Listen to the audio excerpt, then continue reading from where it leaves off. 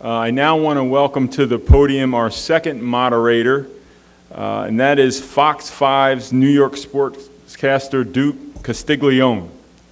And joining Duke will be our second set of panelists for a subject that everyone is an expert on. We had some hesitancy about actually having a panel on officiating because we knew everyone that was in attendance were already well-versed on officiating. But be that as it may, we are going to talk about officiating across all levels of basketball. And with us today is the NCAA National Coordinator of Men's Basketball Officials, J.D. Collins. J.D. Big East Supervisor of Officials, John Cow. And the NBA Senior Vice President for Instant Replay and Referee Operations, Joe Borgia. Please welcome them, and I'm going to turn it over to Duke.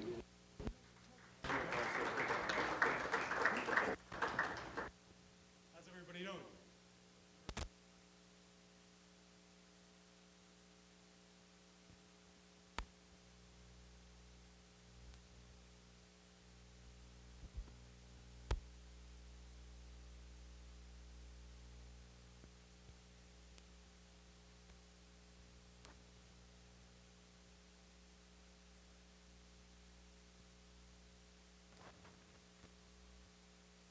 I spoke prior to this, before we came up here. This is something the NBA went through about 10 years ago, 10 years or so ago. How do you think it's worked out, and what were some of the growing pains in terms of making it work the way you guys wanted to? Well, I think like all of us, you have to constantly be analyzing the game. And actually, Stu was with the NBA when all these changes came. And, you know, you survey the fans, you listen to the media, and changes have to be made. You know, the generation that is coming up today, they all multitask. They've got 2 or 3, items going, their phones, their iPads, this, that, and they have constant action. They have to be constantly seeing something, and that means the flow of the game. They want action all the time. So when we looked at our game, we realized points kept going down, and it seemed to be more of a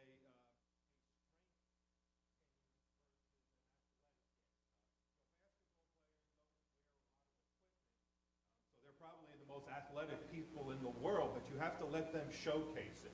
It can't be the one who stays the most time in the weight room and can put the claw on your hip, and you can't move it as an offensive player to showcase your talent. And that's what we started seeing over a few years, and we addressed it strongly with putting in the forearm rules and the hand check rules, and what players can do in the post in certain part of the areas, and scoring started going up. The game became more exciting.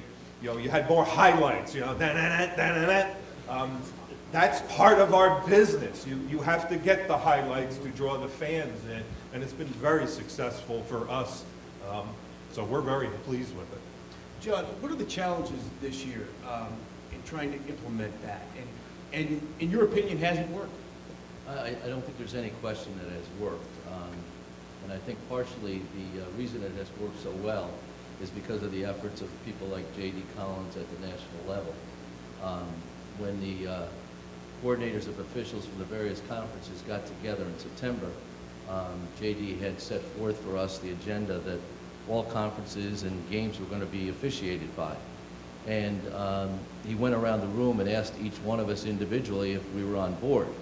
And to a man, we all committed to ourselves and to each other and to the NCAA that we would support this agenda that needed to be put into our game for reasons very similar to what Joe has alluded to.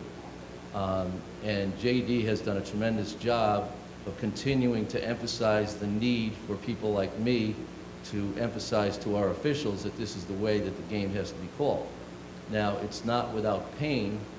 There are some particular games that become painful to watch when teams don't listen to the whistle and the players don't adjust to the style of play that is required.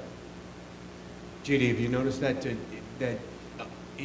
Was it tough the first year to get, look, you're dealing with a lot of officials that have done a lot of games over the course of their careers. Was it tough to get everybody to buy in? And has it been consistent throughout the whole year? Well, those are tough questions. Has it been tough? I think so. I walked out of the Rules Committee with 25-plus rule changes and a directive to reduce physicality to create freedom of movement in 6 key areas. That package is bigger changes to our game than we've experienced in 25 years. So the job was tough for all of us. As John alluded to, I'm the single point of contact at the NCAA, one-man show, if you will, and there are 18 John Cals out there. And I did ask them, are you on board? Are you willing to commit to this? And they did, and they have. And we've tracked the data. The data proves out, I think we're up 5.5 points per team per game. Possessions are up 6.2 possessions per game more. All of the scoring of the additional 5.5 points per game, 85% of that's coming from 2 and 3-point field goals. It's not coming from the free throw line. And we're up about 1 to 1.2 fouls per game, which we thought would be higher. However, we got the message out to the coaches July the 6th of last year, and they began coaching their athletes on July the 7th. So did they take off 3 or 4 fouls off the board? My point to all that is to say, we're all in this together. Coaches want it, we want it, media wants it, fan wants it. The games actually, our games are taking 1 minute less on average than it was a year ago. So it's all working in the same direction, and we're not there yet. It's a 2 to 3 year process for us to make that shift. I think, Joe, you would echo that. What has been the feedback, I mean, when you walk around and you go to various arenas, what has been the feedback from players, coaches, fans? What have you experienced so far? Well, as I've been to probably close to 70 games this year, 140 coaches, I would tell you that about 80% are all in relative to freedom of movement. You still have 20% that don't like it, may never adjust, and that's okay. They're entitled to coach however they'd like to coach. When you have a game that has 2 coaches from that 20% range, as John alluded to, it's ugly. It takes a long time, and there are a lot of fouls. But we evaluate our officials on whether they do their job properly, whether it's 30 fouls in a game or whether it's 60 fouls in a game. And so I think I'm hearing that message among coaches, and I'm also hearing they really dislike the fact that we took being able to call a timeout away from them. They really dislike that. Joe, for people that may not quite understand, what for you would be the biggest difference between, and you've been an NBA official for 10 years prior to this, what would be the biggest difference between officiating in the NBA and the NCAA? Well, we're more controlled, I think. We only have 64 officials. JD's dealing with thousands, and so each conference, is different. So I think we have more control just because of the numbers. We don't have different conferences.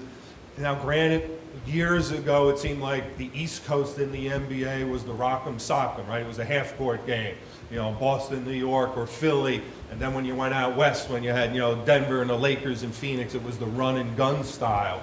I think now you have more consistency with the NBA because of the freedom of movement.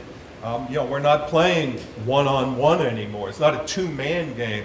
It's a 5-man game now, and that's the freedom of movement, and every team now is really doing it. Yeah, some players who have, maybe a post player may do more of a half court, but it's much easier to control when you're only dealing with 64 referees versus, the thousands poor JD has. And one of the interesting things Joe and I spoke about was officials adjusting mechanically to this style of play. And you spoke to that officials had to change the mechanics they went about calling a game because the game has changed. It's no longer a down-low game. It's an outside game. Have you guys seen that in the college game? Absolutely. I think one of the things that most people don't understand is, if there are sports writers in the audience, and I told you you're using a laptop right now, but you can no longer do that. You have to go right on that wall over there and then take a picture of it and send it in. you'd be looking at me like I had four heads. And the reality is, we've asked our officials who have officiated a certain way for 25 years to change what they're looking at and to change what a foul is. And so it has taken a significant effort by the officials themselves, coordinators of officials reinforcing the message, myself reinforcing the message, and by and large, the officials have bought into it and are making the adjustment, certainly nationally. And I look at the statistics, so I see, for example, the Big East at the beginning of conference play till today, their fouls have actually gone up, which is unusual, as we've kind of flatlined for the year. We didn't have slippage. The Big East actually has gone up, which is a positive thing. Now, it might be incremental, but each of the coordinators have had a huge part in getting this message to the officials. John, have the coaches had any trouble adjusting because certain coaches' style, they've been coaching just like officials have been officiating a certain way. Coaches have been coaching a certain way. Coaches never have any problems with officiating. As I mentioned earlier, Duke, the NCAA really did a good job early on in this process of getting the word out, so there were no surprises. Now, part of my ritual each year in October is I visit each of our 10 campuses and spend 3 or 4 hours with our coaches and our players and do basically a rules clinic and show them on the floor what our points of emphasis are and what the officials are supposed to be doing this season. So there were no surprises to our coaches. As JD alluded to, we may have certain coaches that are more in tune with what's going on, and we may have certain coaches who are not as happy with the rule changes. But there have been no changes. Our guys have carried forth with what we had asked them to do. So our coaches are aware that this is the way it's going to be. There is no backing off. We haven't had any slippage in January or February or in the conference tournaments like we've experienced in prior years with rule changes. So I think we've got a good start. As Joe mentioned, this is a process. It's not something that's going to happen overnight. We're in the first step of the process, and I think we've done very well with it. We need to take the next step and move forward next season and continue to remove the physicality from the game. Joe, let's go to technology and replay. What have been some of the benefits for you guys, and what's on the horizon in terms of replay? Well, the benefits, more plays are being called correctly, especially at the end of game. The worst feeling as a referee is to leave a game knowing you made an incorrect call that may have cost the team the game. That's the worst feeling in the world. And if we have a replay trigger that allows that correction, then it's a win-win for everybody. It's great for the fans, the teams, but also for the referees. These are fast-paced games. We have had probably 40 plays decided by 1/60th of a second, whether the ball is out of the player's hand and either the shot clock off the game clock went to 0. Human beings cannot see that. 1/60th of a second, see a clock up there, see the ball, and see the fingertip. You're all good, but you're not that good. I'll tell you that right now. Okay, so that's how technology has really helped. Where's it going? Listen, we have cars out there right now with no drivers in them, so I can't tell you where we're going with replay, but you can take it to the bank. It's going to be more than what we have now. Will there ever come a day when we see judgment calls challenged by replay? We actually already have one. If the officials come in the last 2 minutes because they have doubt whether the defender was in or out of the restricted area, they may also rule on whether the defender was in a legal position or illegal, or if the offensive player may have led with enough. So we actually do have judgment on that one trigger. I guess where I meant is the traveling, the block, and the charge. I don't know where it's going to go, but I don't see that in the near future. You have to have a limit to replay. When you go look at one thing, the biggest challenge with replay is how far back do you go? So if you want to be able to call an out of bounds on replay before somebody shoots the ball in the deep corner, are you going to go all the way back because he stepped out of bounds at midcourt? Or are you going to go all the way back because the player who got the rebound and threw the long pass, his toe was on the end line? How far back do you go to get things correct? You got to remember now, the replay center with us we can't contact the officials to tell them, hey, so-and-so did this or did that. Calls are missed, it's part of the game. You know, coaches make incorrect play calls, players will dribble the ball off their foot and go out of bounds, and they're making $27 million a year, and the coach goes, that's okay. And I'm saying, wait a second, that was a tough block charge, you're yelling at the ref. So, you know, things go wrong. You know, players make mistakes, everybody makes mistakes, and I don't think replay is there to correct every mistake that's made in the game. JD, will we see more replay implemented in the college game, even more? First of all, I'd say that the NBA is far ahead of us at this point, and we need to move toward where they're at. They have the resources, they have the individuals. There's a lot of advantage to what they have done, and we in the next 5 to 10 years need to move in that direction. Will we see more? I think there's a limit. One of the things that Joe hasn't said is that in his games, and I don't know the statistics, he does, but they're probably 92 to 94% accurate during the game. Anybody in the business here, if your workers do 92 to 94%, you better be giving them bonuses. In our game, we're probably 90 to 94% as well, especially in the NCAA tournament. There's a human piece to this game that we don't want to give up, a human piece. If we take all of the art out of the game and make it all science, I think I can make all of you referees. But we're going to have a different product when we get done. And I don't know that the product is what we want. Is there also a limit for you in the college game, because you have so many different conferences and you have so many different teams, to implement all that technology? Well, Cost effective. Is it cost At effective? this point in time, Joe represents maybe 10 people in the NBA office full-time for officiating. Well, the big thing is we have 29 arenas we play in, so we were able to connect all 29 arenas through a fiber optic network to Secaucus. I think college you have a few more than 29? 357, I think the number is, plus or minus. It's more difficult because not only are there more institutions, but as I said earlier, there's only 18 coordinators and officials. And they're dealing with their staff of 60 or their staff of whatever. And there's only one of me. And so there's only so much we can get done until we embrace both the cost of that and, like you said, hardwire everybody, give everybody the same technology. And as the president's alluded to a little bit ago, dollars and cents are a real issue in college athletics. How about in terms of pace of game? You know, and if we continue to move towards replay and we have these stoppages in play, you know, is that fans gonna stop around that? Anybody can take a stab at that, Joe? John? I'd like to jump in there. You know, pace of play is certainly a problem with using the replay system too frequently. And to go back to what JD had said, there is a human element to this side of officiating. You know, I put on a striped shirt for over 40 years, and each time I put it on, surprisingly enough, I was still a human being inside that striped shirt. And each time I took it off, I was still the same human being. So one of the things that I think that people have to realize is that you're still dealing with humans who have feelings, who have weaknesses, who've had bad days, whose families may have had problems that day. But you have to understand that the guy is trying to put out of his mind all of those things and do the job to the best of his possible ability during that 2-hour period.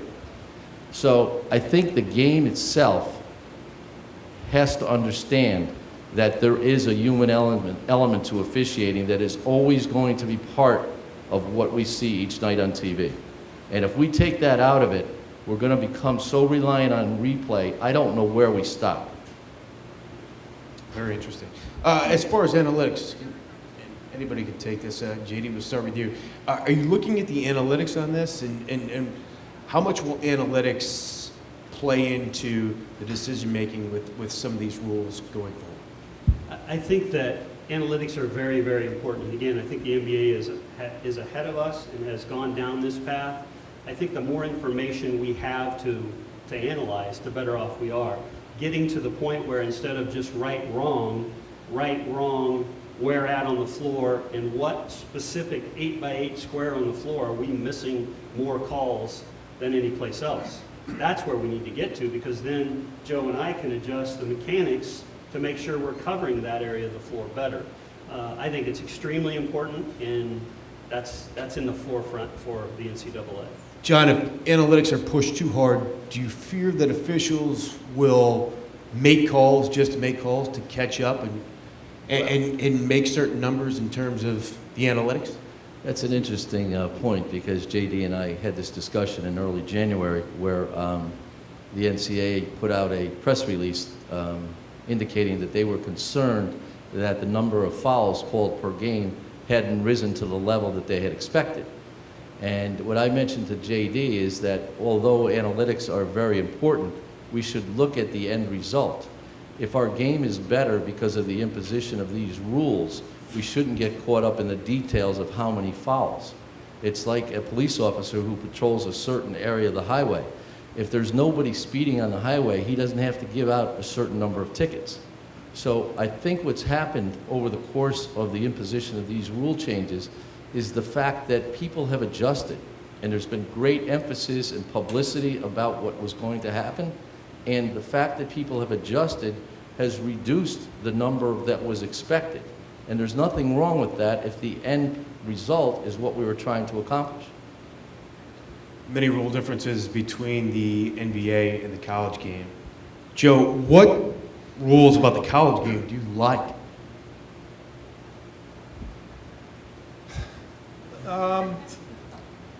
Listen, most of the rules are the same. We have very few differences. We have illegal defense, defensive 3 seconds, but the NBA plays a modified zone. We just can't stay in the paint for more than 3 seconds unless I'm closely guarding somebody. So it's not that big of a difference. A few interpretations differences, but there really is nothing major between college and pro basketball, to be honest with you. JD, what rules about the NBA do you like?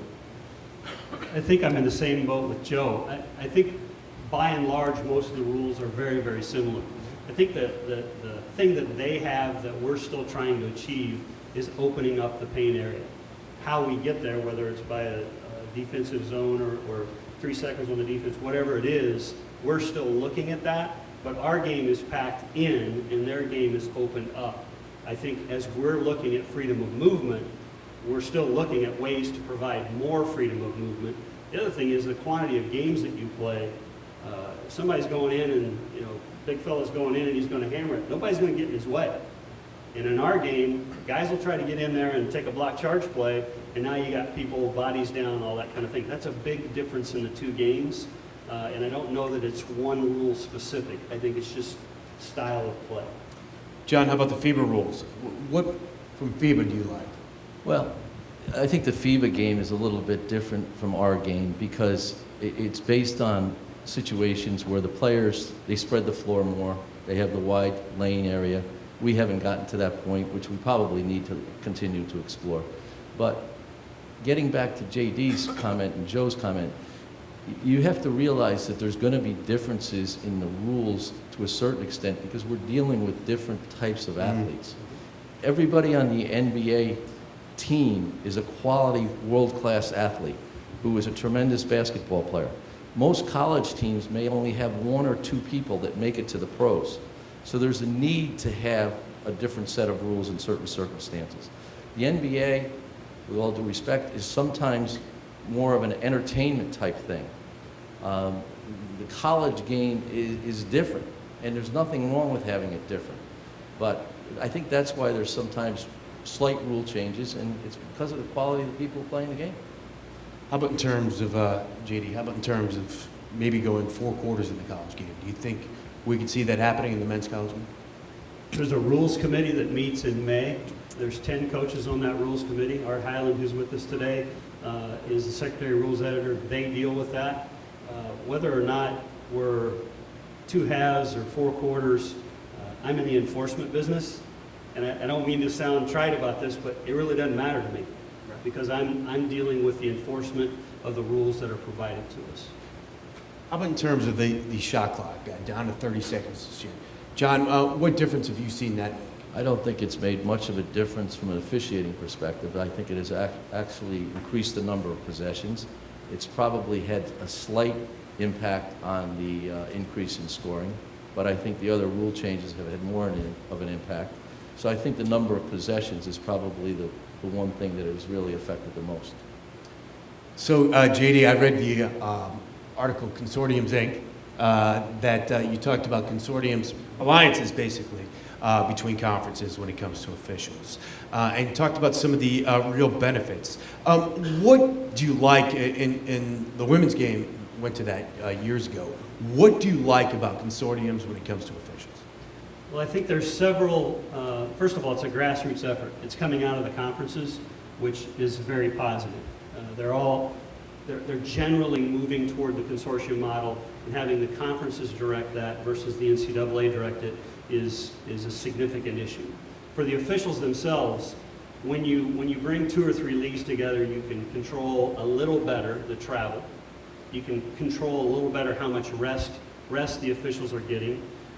And through the process, the officials sometimes worry about, well, am I going to get cut out of the mix? The best officials rise to the top. And in the consortium model, that happens. You bring better officials up to the top. Depending on how the consortium is structured, because there's 5 or 6 different consortiums out there right now that are all structured differently. And I don't think there's one answer to it. I think the thing that I take a great value in is that we still have to have customer service to the coaches. When it comes to consortiums, you talked about in the article, you talked about better rested officials and maybe officials staying in one area for a certain time because of weather delays and not having to scramble at the last second to find an official. Have you found that it's been a big help? I think it's been a help. I think it needs to be structured in such a way nationally that it will be a bigger help. Today, as an example, I left my house this morning at 5 o'clock in the morning. I don't know if you noticed or not, but I walked in 10 minutes before I was supposed to walk up here. What if I was supposed to referee a basketball game today? My brain is nowhere near being able to step on the floor and focus the way I need to for those student athletes. That's an example for me today.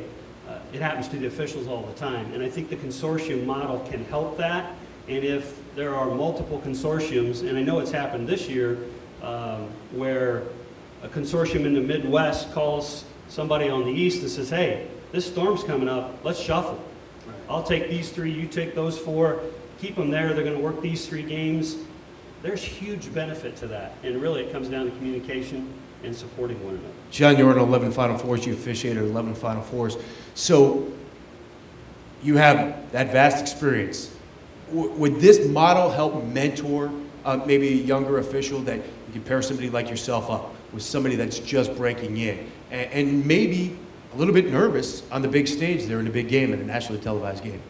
Yeah, I think one of the benefits of consortiums is that you'll have more uniform training, and you'll be able to stay in better contact. People will hear how rules are supposed to be enforced, how the game is supposed to be officiated from one voice. As JD has mentioned, there's 18 of us, and the message is supposed to be the same, but there are variations. We all know that. It's human nature. One thing you have to remember, Duke, is unlike Joe's guys, where he mentions he has control, they're employees. The people who work for me are independent contractors, and they sign a contract with me each year saying that they're going to accept whatever games I give them by a certain date. And after that date, they're free to go anywhere else in the country to any other conference and take games. So the problem that creates logistically for me is, and for other supervisors, is they may be working for me at Father Shanley's Providence, Rhode Island tonight, and unbeknownst to me, the night before, they may be working in Houston for somebody else. And as a result, I became, my predecessor, Art Hyland, became a great Doppler weatherman. And so I am always looking at the weather 2 and 3 days out to see what potential problems my guys are going to have travel-wise, and trying to find somebody in the locality who can back them up. So I think consortiums help officials, not just at the younger level, but I can tell you that when you see guys on a TV set in February, They don't look like the same guys who started the season in November, okay? That physically, they've changed. Their body language has changed. Notwithstanding what they'll tell you that they're not tired, they're tired. And I think we can reduce the number of games and have them make about the same amount of money and reduce the wear and tear. When we see alliances in business, obviously, one of the things is cost. People are looking to save cost. Is that one of the goals here with this? And have you seen the benefits of that? I've actually, the consortium that I came out of was 3 leagues, and they joined together, and they put in exactly the same amount of money they had previously been paying their coordinators and officials, and then, like the 3rd year, the cost went down because you're using the same admin person, you're using the same technology, you're driving everything out of a centralized location. And yeah, I mean, Val knows costs are always a concern, and I think there is inherent benefit to any business joining together with others as long as it's structured properly. Joe, how do you develop referees? Where do you go to find referees? How do you develop referees? How do you develop officials? To find them, we go to a lot of camps, and it's mostly, the college camps, because, John and many of the other supervisors will run camps in the summertime to look for officials, and, we'll tag on, and we try to find them that way. You got to watch them referee, really, to find them. We're looking into a new model to, part one of finding the right type of person and then bringing them in to the offices and learn all the backside of officiating, what goes into it, and get them into high school refereeing in the local area to see if we can develop them that way. That's one of our newer initiatives, to see if that works. But mainly we all go pretty much to the same camps all around the country, and you're just looking for that new official that has it.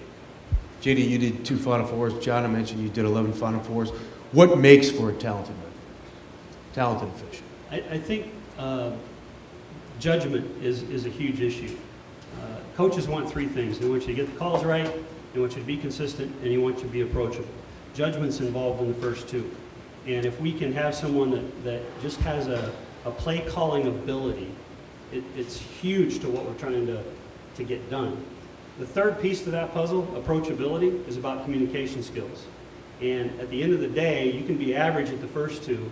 If you're really good at the 3rd one, coach sitting here in the front will tell you, yeah, he may not get all the calls right, but I really like that guy. He'll communicate with me. So trying to teach them how in a very, very intense environment. I mean, these coaches have, the blood's coming out of their head. I mean, they're going nuts. And to try to teach them to diffuse that and be the calm in the middle of the storm is something that you can teach a certain part of it, but Joe alluded to it. You either have it or you don't. John, you, as you mentioned, officiated for over 4 decades. In that 4 decades, a lot has changed. In terms of what fans know, what fans consume. This thing called Twitter. Everybody knows everything about everybody. Is that a challenge that fans and viewers know the officials and go after them that way because of certain calls that are made? Do you have to address that in this new world we live in? There's no doubt that technology, Twitter and Facebook and all these other things that are out there, we have tried to emphasize with our staff the need to stay off of those things, the need to stay out of contact with fans. What happens is you go back to the same school 4 or 5 times a year over the years, you see the same people in the front row, you get a little friendly with them, and you let your guard down, and then you may make a comment to them that's picked up by the press, or somebody's taken a video of it, or things like that. So we have tried to impress upon our officials that that's a no-no. We have to stay away from that, cordial hello, and then move on. But once the game starts, you can't have any interaction. That's as someone that knows about Twitter, we try not to look at it. And we ask our family members to try not to look at it sometimes. But Joe, I mean, family members talk, everybody talks. Do you have the same talks with your officials as well? I mean, look, it's a completely different world we live in. Absolutely. It's great for business, We have a social media person that has a station in the replay center for every game that goes on. So it's big business, but from the officiating side, it can be problematic. And, all you need is somebody to take a pic, and this actually happened recently in one of the other major sports. One of the replay operators has nothing to do with making any decisions whatsoever. He just runs the equipment. A picture was taken and posted on his site of his wife wearing the uniform jersey of a certain team, and it became a major problem for that sport. And that's how far you have to go. Our officials, if they have their kids come to the game, they have to wear NBA logos only. You can't wear team logos. The paranoia that is out there between everybody. You gave that call because your son, your 2-year-old's got whatever uniform shirt on. It's mind-boggling, but it's the world we live in today. Because all three of you were officials at the highest level, when an official comes to you, and we all make excuses, he gives you an excuse, and maybe lost their temper or made the wrong call or got caught up in a situation, do you better understand it? Do you come down harder on them, or do you go easy on them? Well, I think we all have moments where we lose control of our emotions. It looks different. In fact, it looked different for the three of us, but the emotion might be as high. And I think the key to me is, okay, so you lost your emotion, or you said the wrong thing. If after your head clears, you're able to recognize it, acknowledge it, apologize for it, do whatever you have to do, and then move forward, I'm good to go. But if you stand on an excuse, I get more emotional. I get more intense about, this is the expectation, we've shared it with you, you didn't do that, and now you're trying to give me an excuse as to why, and you're standing on that. There's something about being an official that when you watch a guy referee or understand what they're doing, maybe it's gut, maybe it's the eye test, we almost know what they're thinking. True? Absolutely, and the replay center is a perfect example. As soon as a play happens, I don't need to see this. I am already rewinding because you've been there, done that. Exactly. And like JD just said, we understand how it was done, why maybe it was done, but then you've got to talk to the ref. That's not the way we do it today. Yeah, I can tell you, Duke, that I can sit there and watch our officials, and I can tell by their body language how convinced they are of the call that they just made. No question. You guys mentioned it. This is the reason I bring this up. You mentioned the human element. When an official's in a game, and it depending on the venue you're at and the magnitude of the game, how do you tell yourself not to get caught up in the moment, John? You really block it all out. Do you? Yeah, you walk out there, I've refereed in front of 75,000 people, I really didn't know they were there. It's a game played between the lines with 10 players and 2 coaches, and you have a certain responsibility, and it's like riding a bike. This is what I do when this happens, and I trust my judgment, trust my instinct, and move on. What has been the feedback? Joe, you want to answer? I was just going to say, you could ask my wife. She knows how well we can block stuff out. What has been the feedback? And growing up in a baseball family, I had a chance to talk to some umpires. They were, before replay came in, they were all in favor because they never want to get a call wrong. They don't want that feeling. They hated that feeling of going to bed. It cost that team that game. And I really messed up that call. What's been the feedback so far from the officials? I think there's 2 sides to it. There's the public side where referees go, oh yeah, we love it when we get the calls right. And then there's the ego side where I'm right. Yeah. And to be a referee, you have to have a little mojo in you because you're taking a lot of heat from a lot of people. And so balancing that is really the key. I think at the end of the day, we get the calls right when we walk away from the monitor. The worst feeling is when we get the call wrong and we walk away from the monitor, which can happen because we didn't necessarily get all the feeds we needed to see. There's a lot of things that can happen, and that's a risk that the officials are aware of. Joe and I spoke about this earlier. I mean, we saw this during the NFL season, that replay is still not 100% either. Correct? It's not. It's all about angles. We're only as good as the camera angles. What what our refs have found interesting coming to the replay center is you look at something on a monitor and say, yes, you know, this hand touched the ball, and when you look at it from another angle to get the 3D perspective, that hand was a foot away from the ball.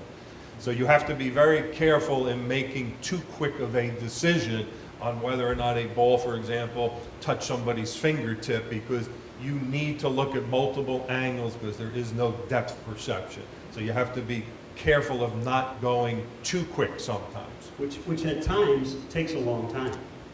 Out of bounds can take an extreme long time because depending on where it happens on the court, we're only as good as the camera angles.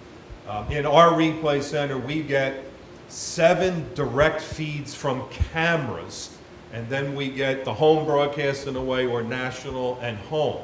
Now, during the finals, there's like 34 cameras. Well, we don't have all of that, but we do have the ability, if one of our 7 cameras, or if they haven't shown a replay from another camera angle that we can steal, we can contact the truck and say, do you have a better angle of this, or can you zoom in? See, they can zoom in pre-digital. Our stuff is digital, so when we zoom to 600%, it gets a little fuzzy. So we usually go about 250, 300%, still pretty good. So we have access to all those other cameras. That's when it can take a little longer. And, you know, our refs, out of bounds are made by the official in the replay center. So imagine the poor ref on the court. You're doing the Final Four, 75,000 people, you're on a headset, and you're going, and That's the a good replay center point. saying, just hold on, we're still looking. Right. But at some point, you have to go, it's inconclusive, stay with your call on the court, because Right. you got to keep the product going. Right, and that happens a lot when you go over, not so much now that they have DV sports and things like that that give you the angles right when you go over, but before, when you were picking up a headset or a telephone to talk to a TV producer, and he's trying to get his commercials on, and he's doing everything else in his truck, and you're trying to tell him what you're looking for, it seems like an eternity that you're there at the monitor, and people are screaming, you know, give us a decision. All I can see is my backside, you know? I don't have anything else that I can see on this that you're trying to show me. So please, you got to understand that some of the delay is because of the technology. And one thing I'll add for the NCAA tournament this year, we have an alternate official, have had, are going to have. They will have the DV Sport Monitor available to them, and they're going to be watching what the talent are watching over on the sideline, so that if they get a feed that the referees don't get, they can say, whoa, whoa, whoa, wait, we got one more angle. We have to wait on this, especially in the last 2 minutes of a ball game.